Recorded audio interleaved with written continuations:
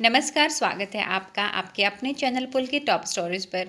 आज की कहानी तांगेवाला स्वतंत्रता के पहले की और 1857 के बाद की कहानी है। गर्मी की लंबी छुट्टियां प्रारंभ हो चुकी थी। मेरे कुछ मित्रों ने इन गर्मी की छुट्टियों में कश्मीर जाना तय किया था और इस प्रस्ताव को सबसे अधिक समर्थन मैंने दिया। हम लोग जाने की पूरी तैयारी कर चुके थे कि अचानक यात्रा के 2 दिन पहले मेरे एक मित्र रामकृष्ण का एक आवश्यक पत्र आया। इस पत्र के अनुसार मुझे अपनी कश्मीर यात्रा स्थगित करनी पड़ी। मैं अपने मित्र से मिलने उसके गांव की ओर पैदल ही चल पड़ा। जिस स्टेशन पर उतरना था, गाड़ी वहां दोपहर 1 बजे पहुंची। चिलचिलाती धूप, लू की लपट और कच्ची सड़क की धूल। मेरे गांव तक जाने का साहस न हुआ। मैंने सोचा शाम को जाना ही ठीक होगा। तांगे वाले कम थे और उतरने वाले और भी कम। तांगे वाले सवारी लेकर चल पड़े। खाली तांगे वाले भी चलने का उपक्रम कर रहे थे कि एक अच्छा सा तांगा घोड़ा देखकर उसे मैंने बुलाया। तांगे वाले ने आकर सलाम किया। मैंने कहा, देखो भाई, मुझे गांव जाना है, पर मैं अभी इस धूप में न जाऊंगा। शाम को 5 बजे के करीब जाऊंगा। तुम ठहरोगे? हाँ हुजूर, ठहरूंगा। किराया क्या होगा? हुजूर, जो आप खुशी से दे दें। खुशी की बात नहीं, रेट क्या है यह बतलाओ। 23 मील है हुजूर। आप दूसरों से पूछ लीजिए, 5 रुपए पूरे तांगे के होते हैं, फिर चाहे एक सवारी हो या 3। पर मैं इतना न दूंगा। इसलिए तो मैंने कहा कि आप खुशी से जो दे दीजिए हुजूर। मैं उसे कुछ पैसे देकर वेटिंग रूम में चला गया। शाम के 6 बजे हम लोग खा पीकर और खाने का कुछ सामान साथ रखकर गांव की ओर रवाना हुए। वैसे तांगे वाला कहता था कि 23 मील 2 घंटे में खुशी से ले जा सकता है, पर स्टेशन के आगे 2 मील के बाद ही कच्ची सड़क प्रारंभ हो जाती है, इसलिए देर लगेगी। मोटे हिसाब से हम 4 घंटे बाद गांव पहुंचेंगे। स्टेशन की सीमा पार करते ही किसानों के साफ सुथरे लिपे पुते छोटे छोटे घर और हरे भरे खेत बड़े ही सुहावने जान पड़े। 7 भी न बज पाए थे कि पूर्णचंद्र ने सहस्रों घड़े दूध पृथ्वी पर उंडेल दिया। दिन की लू अब ठंडी हवा में परिवर्तित हो चुकी थी। हम इस सुहावने दृश्य को देखकर मैदान में पहुंचे। अब रास्ते में दोनों ओर खाली मैदान था। दूर पर एक आध पेड़ निर्जन ऐसा खड़ा था जैसे किसी की प्रतीक्षा कर रहा हो। मैंने सोचा चांदनी रात की वह आभा एक साथी के अभाव में उतनी सुखदायी न हो सकेगी जितनी होनी चाहिए। मैंने तांगे वाले से पूछा, जो धीरे धीरे कुछ गुनगुना रहा था, कितने मील आ चुके हैं हम लोग? अभी हुजूर कुल 7 मील ही आए हैं। और फिर वह जोर से गा उठा, हम फिर से वतन अपना स्वाधीन बना लेंगे, हम फिर से वतन अपना स्वाधीन बना लेंगे। मैंने जरा सतर्क होकर तांगे वाले की ओर देखा। खद्दर का कुर्ता और गांधी टोपी उसके सिर पर थी। मैंने सोचा इसलिए तो यह स्वाधीनता के गीत गाता है। मैंने तांगे वाले से पूछा, कितने दिनों से तांगा हाँकते हो तांगे वाले? हुजूर, कोई 5 साल हुए। किसी की नौकरी करने से यह अच्छा है। तबीयत हुई जो तो, न तबीयत हुई बैठे रहें। किसी की ताबेदारी नहीं, अपने मन का राज है। सामने चलकर नदी थी। नदी का पुल पार करते ही तांगे वाले ने तांगा रोक दिया। बोला, हुजूर, यहाँ जरा आराम कर लीजिए। नदी का पानी बहुत साफ और मीठा है। कहते हैं कि सन 57 के गदर में तात्या टोपे दुश्मनों की सेना को चीरते हुए यहीं से नदी के पार चले गए थे। तात्या टोपे? मैंने मन में सोचा, इसे इतिहास का भी कुछ ज्ञान है। तांगे वाला फिर बोला, हाँ हुजूर, तात्या टोपे नदी के पार जाना चाहता था। फिरंगियों की सेना ने उसे चारों ओर से घेर लिया था। फिर भी हुजूर, वह इतना तेज, इतना फुर्तीला था कि 4-5 बड़े बड़े फिरंगी अफसरों के सामने से निकल गया, अपनी सेना समेत, और उसका कोई कुछ भी न बिगाड़ सका। मुझे तांगे वाले के मुंह से इतिहास की कहानी बड़ी ही रोचक लगी। मैं जानता था कि आखिर इस तांगे वाले के मन में क्या है। मैंने पूछा, फिर क्या हुआ? और मैं तांगे से उतरकर उसके पीछे पीछे चला। वह बोला, सन 57 के गदर में अगर हिंदुस्तानियों में एका होता तो पासा ही पलट जाता, पर तकदीर और फूट जो न कराए सो थोड़ा। मौलवी अहमद शाह और तात्या टोपे सरीखे देशभक्त वीरों को भी हम ही में से धोखेबाज लोगों ने धोखा देकर दुश्मनों के हवाले कर दिया। खून खोल उठता है हुजूर यह बातें सोचकर।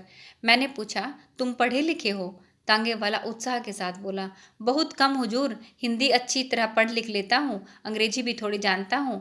पर हुजूर, जब से 57 के गदर का इतिहास पढ़ा, यह जाना कि फिरंगी कैसे आए और कैसे फैल गए सारे हिंदुस्तान में, यह जाना, तब से हुजूर बदले की भावना से रात दिन जलता रहता हूँ। सरकारी नौकरी इसीलिए नहीं की। मेरा बाप डीसी की आर्दली में था। मुझे यह वह जगह मिल रही थी, मैंने ठोकर मार दी। माँ बाप नाराज हो गए तो घर ही छोड़ दिया। तब से यहाँ हूँ, यह तांगा चलाता हूँ, पर तांगे पर भी किसी साले फिरंगी को बैठाकर तांगा नहीं हाँकता। क्यों? फिरंगी को न बैठाने की कसम क्यों खा ली है? सारे हिंदुस्तान में गदर के समय इन फिरंगियों ने क्या कम जुल्म किए हैं? गांव के गांव जला दिए, औरतों को बेइज्जत किया, निरपराध लोगों को तोपों के मुंह में बांध कर उड़ा दिया। फिर सन 57 की दूर की बात जाने दीजिए, अभी की ही बात है। पंजाब में उन्होंने क्या कम किया है? जलियांवाला बाग को कौन भूल जाएगा? घाव ताजा है हुजूर, इन फिरंगियों को देखते ही उस पर नमक पड़ जाता है। इसीलिए मैंने कसम खाई है, इन्हें तांगे पर कभी न बिठाऊंगा। मेरा मन इनसे बदला लेने के लिए बार बार उमड़ता है। इतने में हम नदी किनारे पहुंच गए।